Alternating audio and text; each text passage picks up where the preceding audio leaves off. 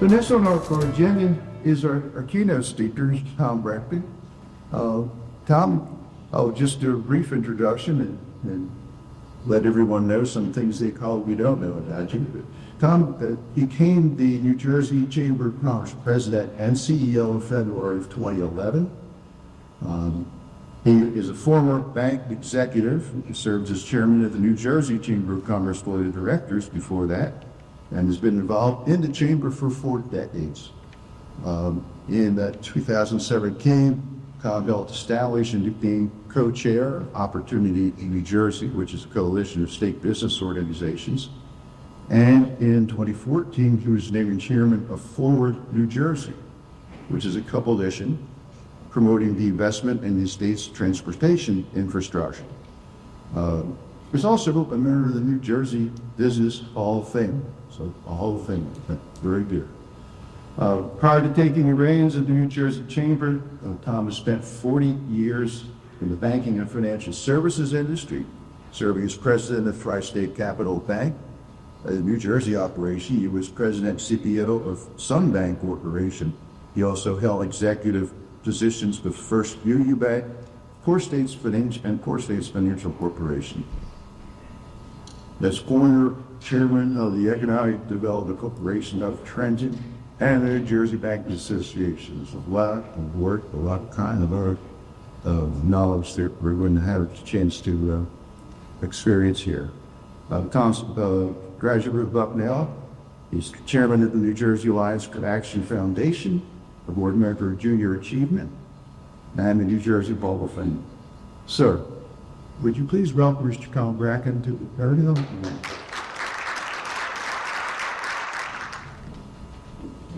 Well, thank you. Welcome to yours. And this is not just a welcome, it's kind of a reunion for me. I spent 8 great years working for Sun Bank, coming in here when Sun Bank had a little bit of an issue and helping turn that bank around. It's now part of Ocean First, as you probably all know. But the commute down there from my home in Princeton, I did for 8 years. So making that commute today was deja vu all over again, but I forgot how long it was. It's a pretty good hike. But anyway, it's good to be back in South Jersey. I think my time at Sun Bank gave me a great education on South Jersey, which I hadn't really had prior to coming down here, and the appreciation I have for everything that's going on down here, but most of all, the enormous potential that South Jersey has that I think you all probably are working very hard to achieve, because you have all the requisite resources to get there, and it's really just a matter of, I think, number one, getting the state to cooperate a little more, providing you the resources to get there. That's always a struggle in the state of New Jersey. So what I've been to do today, I know I was asked to talk about the South Jersey economy, but I don't think you can separate the South Jersey economy from the New Jersey economy, because it's all one, it should all be one. I know that there's a lot down here in South Jersey where you don't get the attention and the resources that they do up north. That's pretty obvious. You pay for things down here that you have no access to, like many of your large companies. You're probably paying the new corporate transit fee to support New Jersey Transit. You have no New Jersey Transit down here. I think you have one bus line, maybe, something like that. So there's a lot of disparity between the north and the south.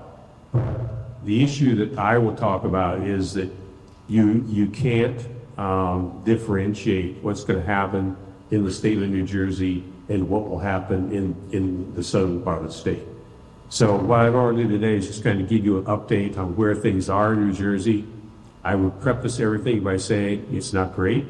It's not even good. There's a lot going on in our state that you should be aware of and prepare for.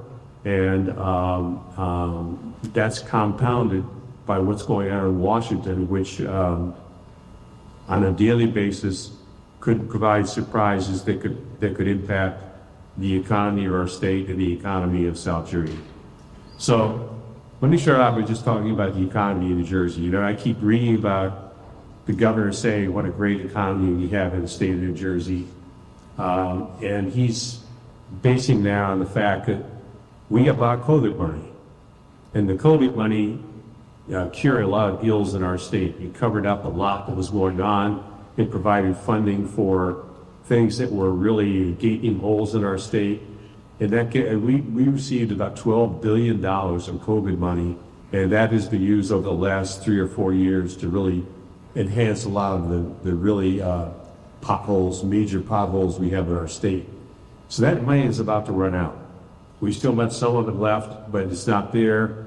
And a lot of the economic prosperity that has been talked about in New Jersey with our bond rating increases and so forth is the fact that we had that money, we made full pension payments, we had a budget surplus, all those good things, but it was all because of COVID money, not because we had a vibrant economy from the standpoint of the business community. And I think you would all agree with me, I hope you would anyway, that your businesses are, maybe you have some optimism about what you are looking forward to, but you would have tremendous needs that are being unanswered right now. And the key word going forward is the word uncertainty.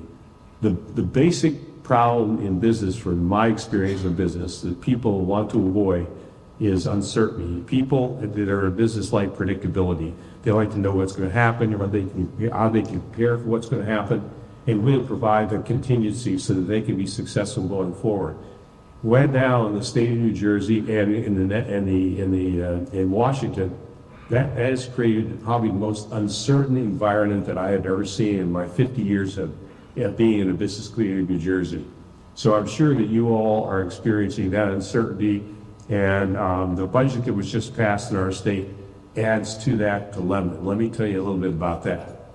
The budget that was just passed is still not passed. The budget that was proposed, which still has to be passed by June 30th, has in it a continuation of what the Merck administration has done for the last 7 years, increasing the budget in total by spending more money, providing many more services to what I would say is what the government calls the fairer side of our economy, which is social programs to help the underserved in our state, which has been a big priority of his, and very, very little attention given to the business community of New Jersey.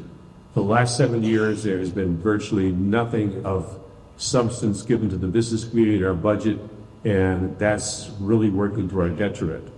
Let me give you an analogy. If any of you watched the governor's budget presentation, okay, well, if you heard about it, the thing that he was most boisterous about was the fact that previous administrations had not funded the state's pension, which is the workers and the teachers and the government workers in Trenton.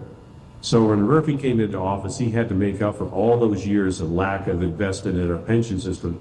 So it became violent and became input in would provide future benefit payments to the retired workers.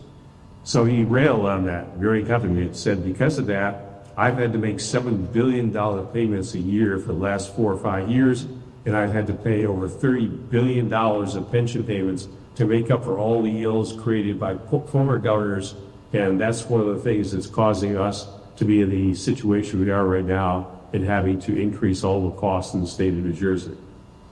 Here's the thing about that. I don't disagree at all with what he said, but the analogy I would make is that in those 7 years that he's been governor, what he is accusing foreign governors of, which is not making pension payments, is exactly what he's done to the business community.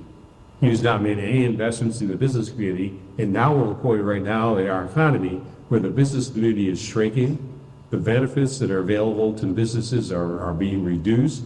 And if we don't do something about the business community, we're going to have a big problem in the state, because the future economy of our state needs to have the creation of sustainable organic revenue to provide the money to pay for everything that's going on with regard to the underserved community that the government has provided a lot of programs for. We want to have that stable income. We do not have it. And without growth in the business community, we could not have that stable growth. And without that growth, I'm not sure what's going to happen in our state. I'm sure our bond ratings will drop because the surplus money will dry up. The ability of the legislature to give anything to the business committee will be very difficult because they won't have the money to do that. So that's what's going on in our state right now. And I would tell you, this year's budget, I don't know if you all are aware, you probably haven't looked at the budget, and you probably don't want to look at the budget. But in the budget that was just proposed by the governor, there are a bunch of things in there that are really hurting the business community. First and foremost, I know this is something that you all have down here that is very prominent. He has proposed what is called the two-bucket truck tax. Last year, he proposed the bucket truck tax, which means that every truck that went into a warehousing facility had to pay $1. And that did not pass. That was pulled out by the legislature because they realized how absolutely absurd that was. So because of that absurdity, this year in the budget, he's proposed a $2 per truck tax on every truck that's at every warehouse. And the real reason that's being done is because in a lot of parts of the state, I don't know about down here, there was a real anti-sprawl movement to stop the building of warehouses because people say it causes pollution and the truck traffic is dangerous and all that stuff. I was just talking to one of the women out at the American Big Realty booth, and she said down here, there's a pushback on the sprawl of warehouses, but not because of that, but because they don't want to see farmland go away. But still, the pushback is there. The logistics industry in the state of New Jersey has been one of the most vital industries we've had. It helped get us through COVID. It's a national industry for our state because of our infrastructure. And we had a governor proposing penalties to that industry to placate the progressive groups that are really pushing them on us. That's number one in the budget. I hope that gets bounced out again. I think it will be bounced out. Number two, down here in South Jersey, we have online gaming in Atlantic City. Probably the thing that's ruined out Atlantic City more than anything is the advent and the growth of online gaming. In the governor's budget proposal, he's looking to increase the tax on online gaming from, I think, 13% to 25%. Another penalty to a growing, vibrant industry, which really helped, especially in the southern part of the state, but it does help the entire state. So that's the benefit he's proposing. Thirdly, and maybe it doesn't impact you all down here, but he's proposing a significant increase in the taxes on the purchase of luxury homes. Right now, I believe any home over $1 million pays 1%. What he's proposing is to increase that to 2% and then 3% for any home valued over $3 million. And I'm not sure how many homes in that value range you have down here, but as you go further north, there's many homes like that, and it's a huge, huge penalty. And again, he's catering to the progressives who are saying, tax the rich, tax the business community, have them pay their fair share. So these are ways that he's doing that are impacting some very vibrant parts of our economy. Another is cannabis. I don't know if cannabis down here is a growing industry, and in many parts of the state, the retail cannabis industry is doing very, very well in generating a lot of tax revenue for our state. He's proposing a huge increase in the sales tax on cannabis sales. So a lot of things that he wants to propose penalties on are hurting the business community, and it's all used to fund the growth of his programs for the underserved community. Same plan he's had for the last 7 years. And it's a major, major problem. The governor in his budget address spoke for 1 hour and 10 minutes. He did not mention the word economy one time, not once. And the biggest 800-pound gorilla they have in the state of New Jersey is the future of our economy. We have a very tenuous future in the state of New Jersey. And something's got to be done about it. 4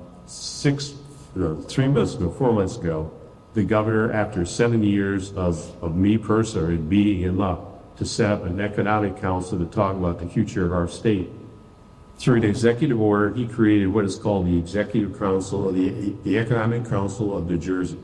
which is the governor's staff and 10 business people in the state of New Jersey. I was chosen as one of those 10 people. Our mandate, which is included in the executive order, is to meet quarterly with the governor's office and talk about issues impacting the 800,000 businesses in the state of New Jersey, of which all of you are part of that. These 800,000 businesses are the people that I said had been ignored the last 7 years by the Murphy administration. We finally have a vehicle. This is the first time in the history of our state that there's ever been a vehicle like this, to have the governor's office and the business community sit and talk about issues. You can't resolve issues unless you talk about them. So we finally have a mandated vehicle that we will be meeting quarterly to hopefully make progress with regard to the business community. Somebody asked me about a year ago, well, wouldn't you meet with the governor on a regular basis to talk about the business community? When the governor first got elected in 2017, we had a dinner at the governor's mansion in Drone Fracker with the governor, his staff, and about 7 business people. I was one of them. Right, is the one and only time, this is 2017, that we've ever met with the governor. Not one meeting 6. That's why this economic council was such a huge opportunity to move things forward. And trust me, I will be pushing very hard to do some very aggressive things to help the business community because of the creation of that economic council. I'm sure that they're not going to like what I have to say, because I'll be honest with them about what the needs are. But if we don't address those needs and put those needs on the table and have some constructive conversation about those needs, we're not going to go anywhere in the state of New Jersey. So please, hopefully, stay tuned for progress we're going to make on that.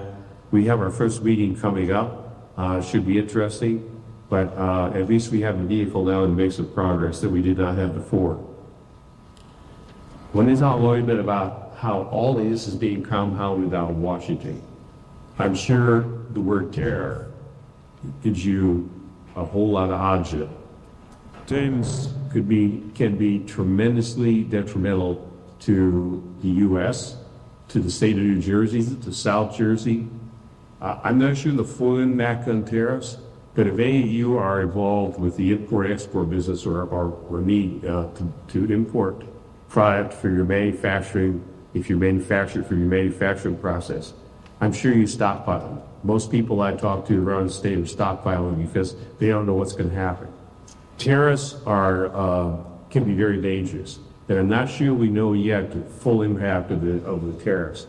But I think the good barometer of that is the stock market. The stock market looks at that, and since the opposing of those tariffs, the stock market has come down 7%. That's huge. 7%, I believe, is almost 2,500 points on the Dow. So they are reacting very negatively because of that. And the other part of that is what other shoe will come that the current president will put out there to impose his will to make New Jersey or to make America great again. Nobody knows what that is. Again, the issue of uncertainty becomes very prominent there. So we have a lot of things that are in the way of economic progress in the state of New Jersey. Very glad to hear that sounds like you're doing very well in Salem County. I hope that continues to be the case. But there are some things coming down the pike that could be very detrimental to you if the budget as proposed by the governor is passed. I think there's going to be some major changes between what the governor proposed and what the legislature finally approves. But there needs to be some work on your part to make sure that the vote that proposed by the governor does not get passed, and all the things I just talked about are not implemented in the state. I implore you, as business owners, as bankers, get involved in this. And what do I mean by that? Talk to your assembly people, talk to your senators, talk to your mayors, talk to your committee members, an economic committee or whatever committees are out there that are impacting Congress. Make sure they're aware of what your problems are. And I'm sure you all have issues. But nobody's going to take those issues seriously on an anecdotal basis. They need to know from the users what your problems are. So please get involved. Don't sit back and say, my voice isn't going to make any difference. That's like people who don't vote. It does make a difference. Believe me, I'm in Trenton. My office is across from the State House. I'm in the State House all the time. And I seek you to help me around the halls of Trenton, plead with the members of the legislature to do things. The more people plead, the more attention they get, the more gets done. So I'm imploring you, please get involved. Please talk to your legislators. I know Jennifer, who's sitting right here, knows that as an organization, we try to bring all the chambers together every 2 weeks on a call to talk about the issues that are going on in Trenton and the issues that are going on in Washington. And she can be a wealth of knowledge on these issues, and I'm sure your passing goes on to your members, Jennifer. But those kinds of things are important for you to know, important for you to get engaged in, and I just encourage you to do that as much as you possibly can. One other thing I would mention, I saw on the screen and heard about the help that the New Jersey EDA has given you over the years. The New Jersey EDA has done a lot of good things in the state of New Jersey. But in this year's budget, they are being cut 65%. So any kind of programs that were allocated, the grant programs that you have been looking to access, there's going to be a big cutback of what the EDA has available to them. They will continue to push for the film industry, bringing that in, the AI industry that they're bringing in, the innovation industry that they're bringing in. They're going to continue to push for all that because that makes headlines. But for all of you, the programs that are being cut are going to be cut dramatically. That's the whole issue of the 800,000 businesses that have been ignored in the state of New Jersey. So I'm going to work hard on the Economic Council to get stuff done. We need grassroots efforts on all of your parts to get stuff done. You need to really dig in and take a real bit of a look at the state budget to see what you don't like and make sure your legislators realize that you don't like this stuff, because I can influence legislatures to some degree. You all are the people that vote for that. The voting public is who influences legislators more than anybody. That's why your involvement is so important. So the state of New Jersey is, I think, in a little bit of a turmoil right now. We have a very uncertain future, which is really problematic because the state has enormous economic potential. Based on our assets, based on our demographics, based on our location, we should be a top 5, top 10 state in the country for businesses to relocate. We rank 49th out of 50, which is deplorable. So we have to do something about that. My job with the Economic Council is to get that moved up on the feeding chain. I will make every effort I can to do that. But again, you are important in this whole process. So thank you for listening. I hate to be the bearer of bad news, but I'm always honest. And that's an honest assessment of where we are. And if you ever need our help, you can talk to Jennifer. She can get a hold of me, and we will be very happy to talk to you about any issues you have or help you with any issues you might have on trip. So thank you very much for listening. I wish you all a great day, and it's good to be back in South Jersey.